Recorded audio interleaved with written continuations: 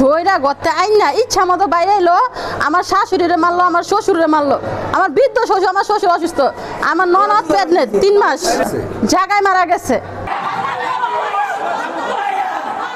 ঝামেলা হয়েছে, ছোট বোনে একটা রং কথা কইছে, বড় ভাই একটা থাপড় দিছে ছোট বোনের রাগ করে কান্নাকাটি করতে আসছে, অনেক ছিলাপালা করে কান্নাকাটি করতে আসছে, আমার কি লেগে মারলো ভাই। এই জন্য মানুষজন গুলাই গেছে গা, ও পাশের মানুষজন আসছে, আসার পরে অনেকটি ছেলে আসছে ওদের লগের লোক, আমরা তো এত কিছু চিনি না, আলামিনের লগের লোক। তারপরে আমাদের ওদের মাইরা ধরে আমাদের বাড়িতে গেছে, বাড়িতে গিয়ে আমার ভাসুরে, আমার ননদের জামাইরে, ছোট ননদের জামাইরে ধইরা গতে আইন না ইচ্ছা মতো বাইরে এলো। আমার শাশুড়িরে মারলো, আমার শ্বশুরে মারলো, আমার বৃদ্ধ শ্বশুর, আমার শ্বশুর অসুস্থ, আমার ননদ প্রেগনেন্ট 3 মাস, আমার ননদের পেটে লাথি দিছে, আমার ননদের হাত ভেঙে ফেলছে ওরা। আমরা ওদের ফাঁসি চাই। আর আমার বাসুরে তো আপনারা দেখতে আছেন যে কি পরিস্থিতি আছে, জায়গায় মারা গেছে।